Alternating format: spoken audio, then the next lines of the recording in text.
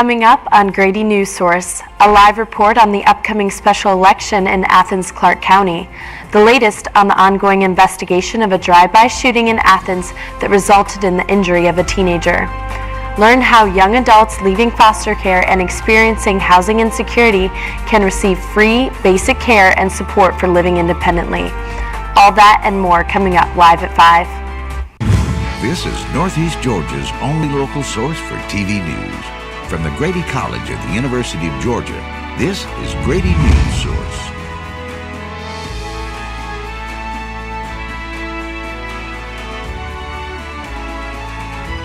Good evening, and thanks for joining us tonight. I'm Lindsay Bornhorst. We begin our show with a look at how Athens and surrounding counties are preparing for tomorrow's municipal elections. First, Grady Newsource reporter Raven Alsobrook joins us live from the Athens, where poll workers are preparing for the special election tomorrow for the clerk of court. Raven, tell us what's going on at the elections office. Thank you, Lindsay. The candidates for the clerk of court are Elisa Zart, the current intern clerk of court, and Andrew Griffith. The clerk of court is in charge of keeping and maintaining records of civil and criminal court proceedings, as well as county land and property records. The case numbers and all of that, and record all of the cases from the Superior Court as well. They are custodians of some of the documents that we are responsible for. Voters have from 7 a.m. to 7 p.m. on the 7th tomorrow to get their votes in at their designated polling location. The elections office is looking at a similar voting turnout of 12% compared to the previous special election in 2019. However, a higher percentage could still be possible. 14% turnout, but it's still up to the voters. And as voters in Athens are preparing to cast their votes, they voice their opinion as to why this special election is important. Because it's an important position in our judicial system, and I think in any town you need to be making sure that the people that you elect are the people you want to be there that represent your values. Always important to just do your civic duty and vote. And if voters want to learn more about their polling locations, they can visit the Secretary of State's My Voter page at mvp.sos.ga.gov, or they can call the Board of Elections office to learn more information. That's me. Now to Madison County, where Grady Newsource reporter Alex Scott tells us about polling numbers and how to cast your vote. This year in Madison County, 3 out of 6 municipalities are holding elections. The cities of Comer, Danielsville, and Carrollton. Madison County has over 22,000 registered voters. However, according to the Board of Elections Chair Tracy Dean, there are very few votes cast in the early voting period. Taking a look at the votes cast up to date, the city of Comer has 20 votes cast out of the 1,097 registered voters, while the city of Danielsville has 48 votes cast out of the 594 registered voters, with the city of Carrollton having 6 votes cast of the 214 registered voters. Voting is very important. It's sad that we don't have as many people come out and vote during municipal elections as we should. Residents within city limits that are looking to vote are able to obtain a sample ballot at the Madison County Government Complex. Tomorrow, the polls will be open from 7 a.m. to 7 p.m. Included on the ballot will be a liquor referendum for the city of Danielsville and a water and fluoride referendum for the city of Carrollton, in addition to the mayoral candidates and post-council seats. And I do encourage everyone to go out and vote tomorrow that's in those municipalities, because your voice, needs to be heard. After the polls have closed November 7th, the Madison County Board of Elections is hosting a live tally for the municipal election at the Madison County Government Complex. Polling live results can be viewed by spectators in person as each vote is uploaded and counted. I'm Alex Scott, Grady Newsource. Residents of Watkinsville are voting for 3 positions that will shape the city government. Grady Newsource reporter Ben Padavina takes a look at what's on the ballot. 3 races for the city of Watkinsville are on the ballot in Oconee County, including the race for mayor, where the incumbent Brian Broderick is running unopposed for the 2023 campaign. As part of his agenda, Broderick hopes to make improvements to the city's traffic issues downtown, along with improving sidewalks in Watkinsville. Once those trucks and a lot of that traffic come out of downtown, it'll free up a lot of the other roads that get congested because Main Street can be very crowded at certain times of day. So that's really important to me. But here in Watkinsville, the mayor does not actually have a vote on these pieces of legislation, instead leaving it up to the city council, where 2 of the 5 seats are on the ballot this year. For City Council Post 1, the incumbent Chuck Garrett is running against Rebecca Billings. Garrett voiced the same concerns Broderick has about the city. We got to keep the people safe. We have a lot of people walking on the side streets and stuff, and we have a great police department, and they're trying to keep their eyes on that. Meanwhile, Billings is running on a campaign of proposing term limits, along with exploring budget cuts in several departments, as well as abolishing unnecessary permits and fees.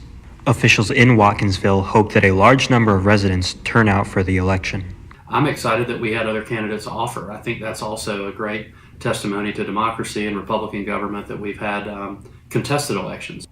No long lines. You pretty much whip in and whip out, in 10 minutes. So it's very easy for someone to go and vote if they want to vote. For Grady Newsource, I'm Ben Padavina. On to Jackson County, 7 of 9 municipalities are having elections. Grady Newsource reporter Joe Copshow reports on why the Houston election has drawn so many residents out to vote. Tomorrow, people will come off the main street of Houston and vote here in the municipal election. Early voting concluded on November 3rd, and Election Day is tomorrow in Jackson County, where 7 of 9 municipalities are having elections. The Houston municipality election had 29 more votes in early voting than all the other municipalities combined.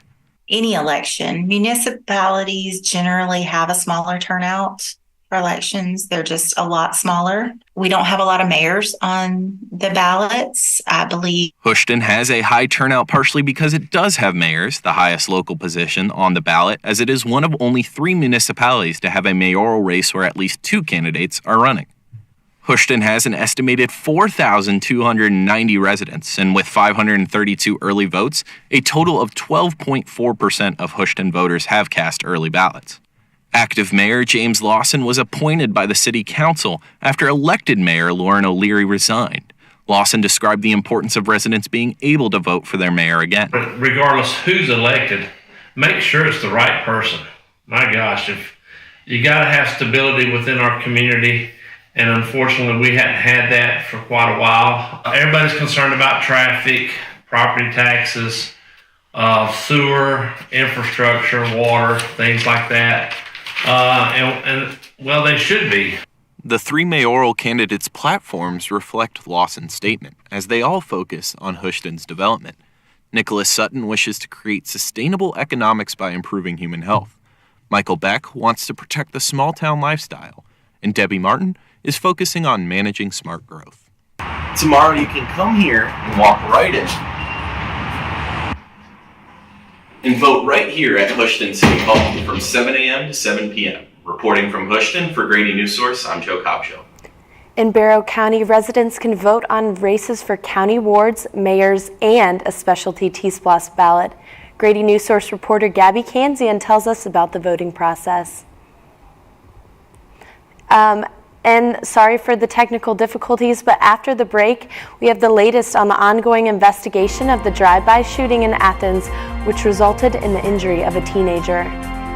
People do some pretty cool things in their 40s and 50s. Why should saving for retirement be any different? I mean, they go back to college, learn new instruments, start skateboarding.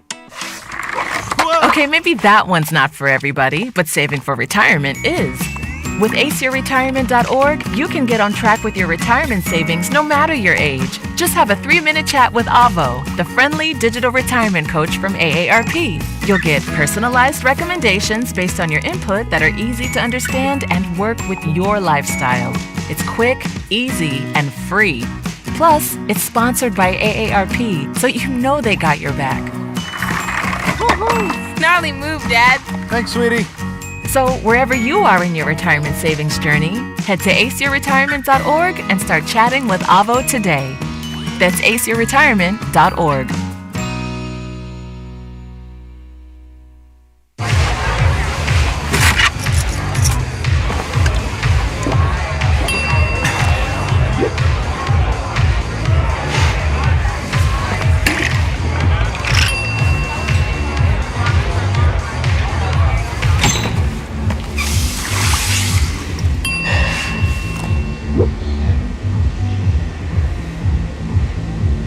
If you need to do something to feel okay to drive, you're not okay to drive.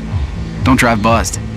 My Shiro doesn't always wear a cape, but she always has time for a hug, a smile, for going the extra mile. My Shiro stretches every dollar, puts in long hours, puts others first. But now it's your time, Mom. When you're ready to retire, we want you to be able to enjoy it. It's time to start saving now. A free 3-minute online chat can give you the personalized tips you need to start boosting your retirement savings today. Visit aceyourretirement.org. Circling back again, we have Gabby Kanzian in Barrow County telling us about that T-SPLOST ballot in Barrow. Voters in Barrow County will cast votes for candidates in Winder, Bethlehem, Auburn, and Statham, and a special T-SPLOST ballot. The Barrow County election coordinator tests all the equipment. This morning, the equipment was picked up and is being delivered to the polling locations. There are 8 designated polling locations for the voting tomorrow, open 7 a.m. to 7 p.m. Each voter will have an assigned polling location. If they're not sure, they could go to the Secretary of State's website, and my voter page is an option for them to look themselves up, and it will show them where their polling locations is at. Voters who live outside the city and town limits of Winder, Bethlehem, Auburn, and Statham will have just the T-SPLOST ballot, while the residents of the cities and towns will have their city-specific ballot with their candidates and the T-SPLOST ballot. 2,067 people showed up to early vote over the 3 weeks. 99.7 people were Winder residents, 135 were Auburn residents, 89 were Statham residents, and 20 were Bethlehem residents. 981 were county voters. If you choose to vote in favor of the T-SPLOST, you will be adding to the Barrow County consumption tax. It's 1 penny. It goes from 7 to 8 cents, and it's going to help not only your car and your tires, hopefully it helps the traffic, but it helps us set up for the next 20, 30 years. It's only 5 years, and it has to be renewed after that. There is a sample T-SPLOST ballot at barrowgeorgia.org where voters can read what types of road work will be done in each location. So I think it's more important to come and vote in these smaller elections than even the larger ones. Gabby Kanzian, Grady Newsource. An investigation continues after a drive-by shooting injured 1 juvenile Sunday morning in Athens. I'm now joined in studio by Grady Newsource reporter Saylor Betts. Saylor, what's the latest? Thank you, Lindsay. Just after 11 a.m. Sunday morning, Athens Clark County Police responded to a shots fired call in East Athens, just north of the Athens Ben Epps Airport. Before police arrived at the scene, that call was updated to a report of someone shot in the arm. That person was a juvenile who was wounded in the inner side of his upper right arm, just above his elbow. He was alert and conscious and spoke with police once they arrived at the scene. The juvenile was then transported by EMS for additional medical evaluation. The incident occurred at the Hallmark Manufactured Housing Community at 705 Spring Valley Road. The injured juvenile lives in that complex. Shell casings and fired bullets were found by the community's main office and mailboxes. The juvenile was walking in that area at the time of the incident. 1 bullet was found by a maintenance worker, but all evidence found was photographed in its original location and collected by police. The community does have 24/7 video surveillance. Footage from 1 flock camera assisted police in identifying a car being driven away by suspects at the time of the shooting. The car is a white 2012 Honda Civic with the license plate CSD 9724. Police ask anyone with related information to contact Sergeant Scott Black by email or by phone. For Grady Newsource, I'm Saylor Betts. Back to you, Lindsay. Thank you, Saylor.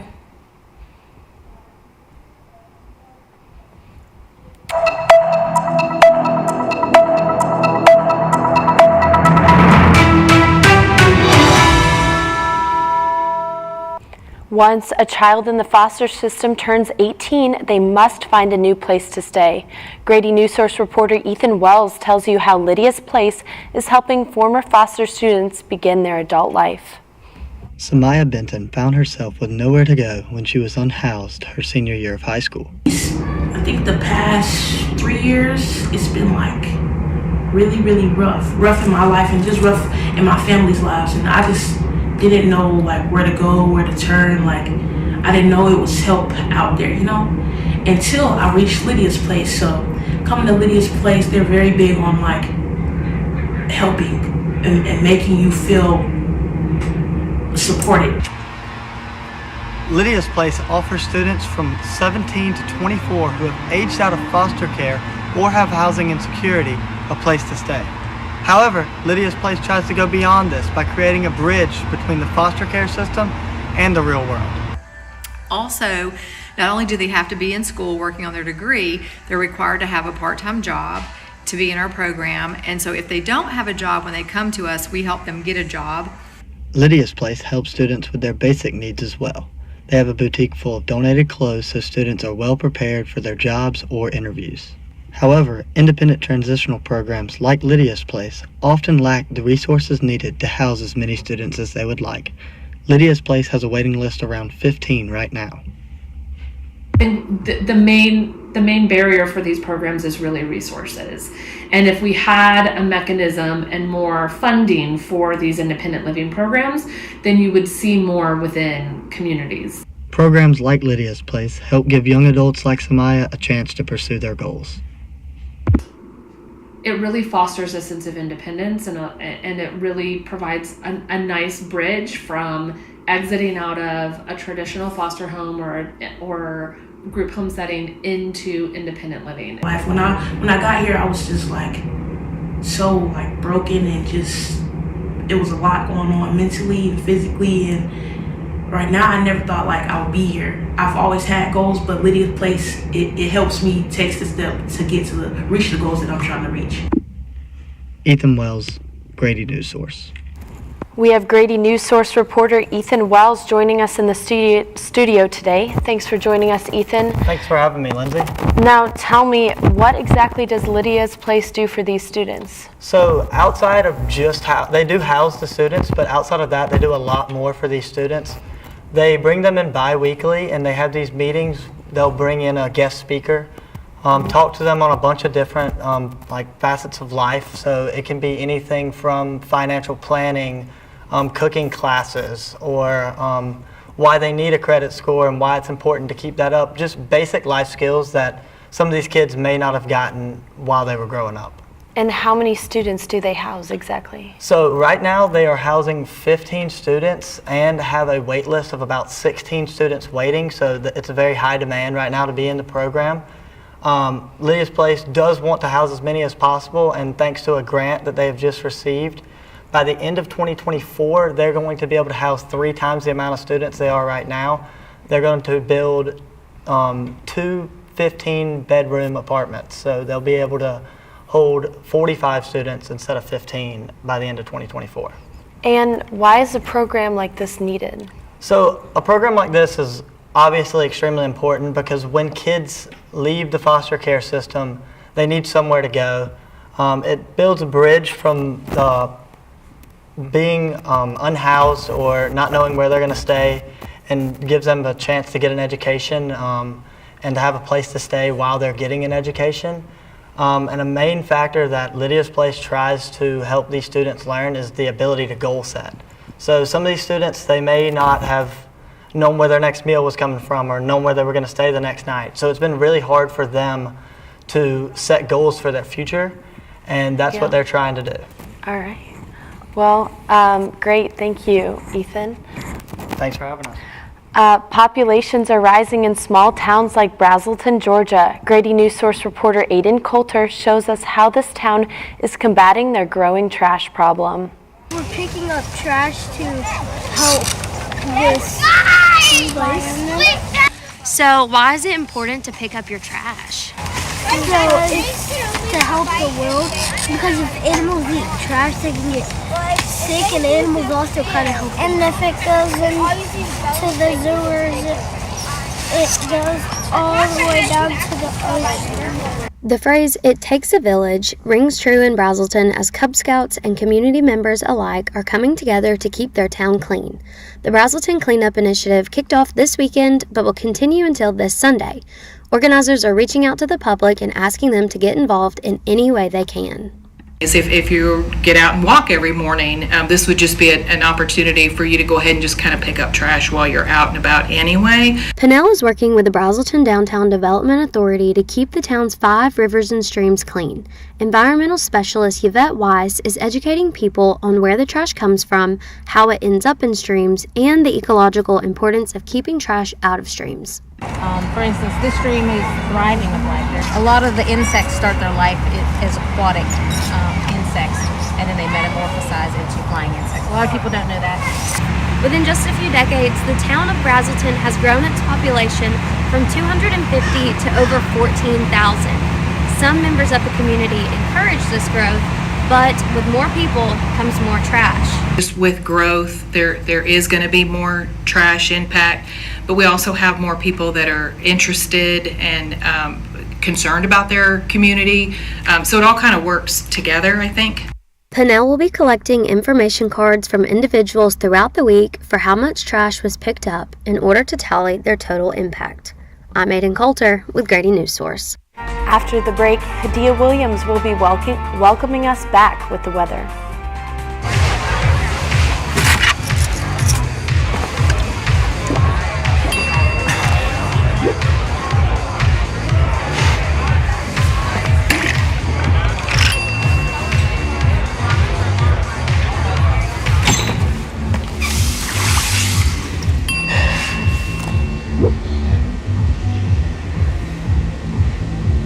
If you need to do something to feel okay to drive, you're not okay to drive. Don't drive buzzed. You're home before sunrise. On top of the house, the kids, and our future. The smell of your cooking is our alarm clock. My Shiro's day is never done. So let's start saving a little more now so we can feel prepared for retirement. A free 3-minute online chat can give us the personalized tips we need so we can live our lives to the fullest. Visit aceyourretirement.org. Julie was always a voracious reader. She'd carry 2 novels on an airplane because she'd read one on a 3-4 hour ride. And at some point, I began to notice that she would read a page and couldn't remember what she had just read, and she'd have to go back and read it again. I don't remember much these days after I read, but less does for me, and I love it.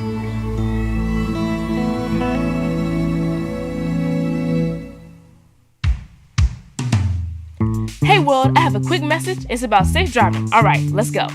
Anytime you're driving, have the seatbelt buckled tight. Both hands on the wheel and your phone out of sight. When not in your hand, trying to text somebody back. Because if you do, your car might get smacked. The moral of the story, just put your phone down. The people on the road will stay safe and sound. Put your phone down, put your phone down. People on the road will stay safe and sound. Yeah.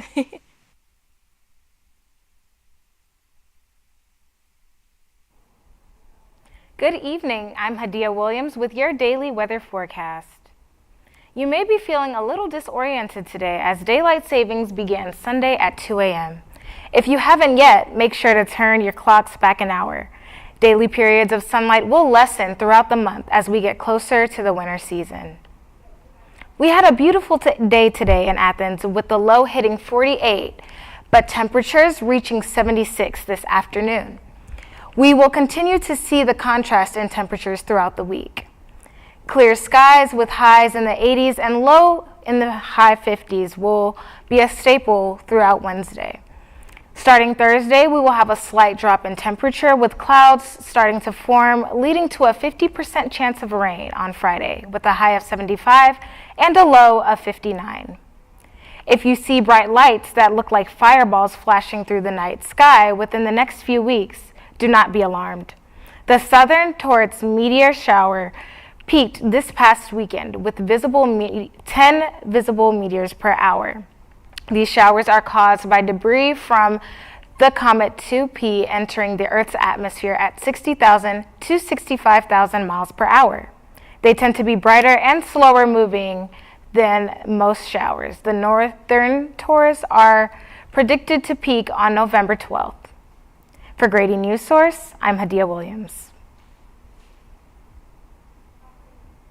I'm always a good thing to see your community coming together, especially when dealing with environment. William Daughtry will be welcoming us back with sports after the break. Last week, Brandon met a girl on a dating app. One day after work, he finally found the courage to ask her out. No answer. He started to panic. Was he being too pushy? Maybe it was too... Hey, sorry I didn't respond. I was driving. I would love to go on a date. How does tonight sound?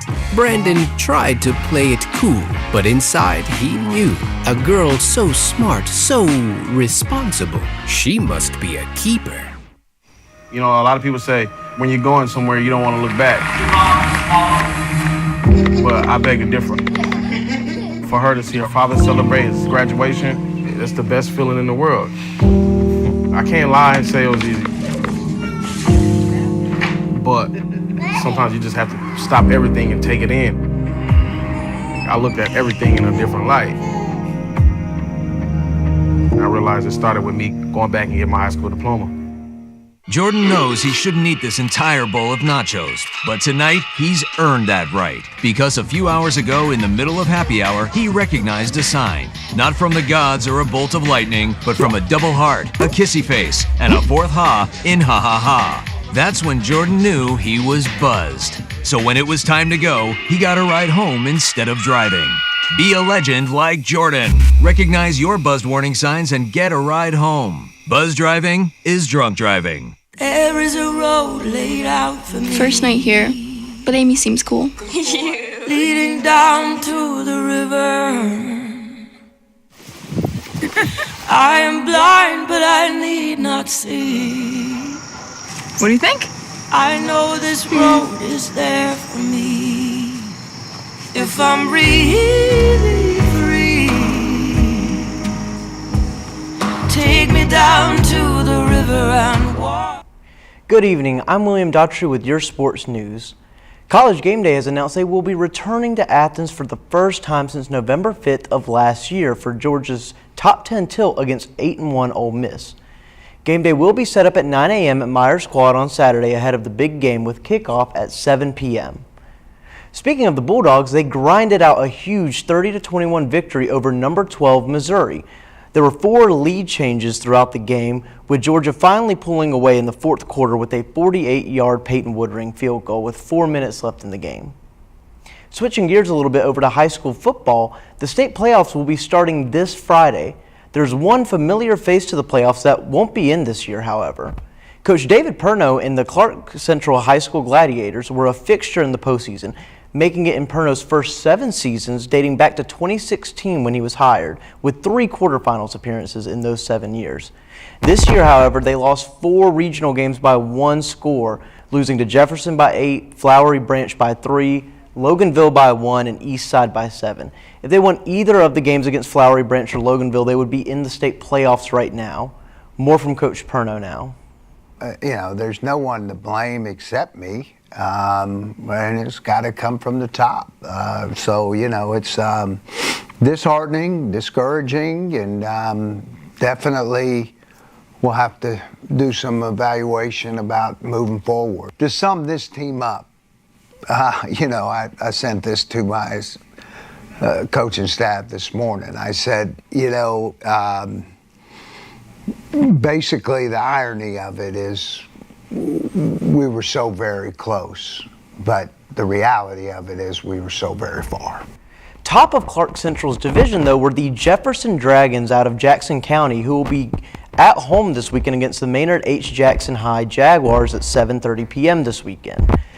And in Oconee and Athens, Clark County School will meet in the first round of the Single A Division I playoffs this Friday, with Prince Avenue hosting Athens Christian in Oconee County. I'm William Daughtry. That's all for sports. Coming up after the break, we have a story from our digital team, so please stick around. During high school, I hung with the wrong crowd and I never graduated. I helped Santiago in many different ways, like all fathers do, because he always wanted to go to college. I felt a little embarrassed to come back to school, but eventually, once I came here, I knew that it's for a bigger goal. He was very dedicated, hardworking. He connected with his teachers. He connected with other students. That was one of the key reasons why he was able to keep forging ahead. It was amazing to see him graduate. This was one thing that meant so much to him, and of course, it meant so much to us too. With the help of my father and having my son, that was all the motivation that I needed. That support is everything. Find free adult education classes near you at finishyourdiploma.org. I think I finally found. Hey, how you doing? Hey, Mason. Hey, Mason. Got a new house. It's looking pretty cool so far. A place that I call home. I'm teaching Louise how to cook some lasagna. It only takes a spark to make a fire start.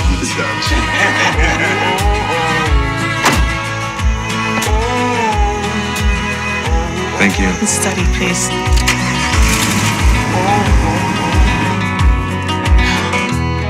I think I finally found a place to make my own. A place that I call home. This place that I call home. Now, you may not see our digital producer during the show, but they are behind the scenes posting on all of our social media platforms. Grady Newsource reporter Kelsey Ball shows us the inner workings. Here's a behind-the-scenes look of what our digital producer does. They use Social News Desk to upload photos and videos of our stories of the day throughout all our social media platforms all at once. Here's our Grady Newsource website where you can find all the latest news on sports, elections, live at 5. At the bottom, you can also find all of our social media platforms and stay connected. Here's another look at Social News Desk, where I'm able to monitor all of the activity on our social media accounts at one time. I'm Kelsey Ball, Grady Newsource. That's all we have for you tonight. Make sure to join us on Wednesday for some in-depth coverage of the election results on Athens and the surrounding counties. We hope to see you then. I'm Lindsay Bornhorst, and thank you.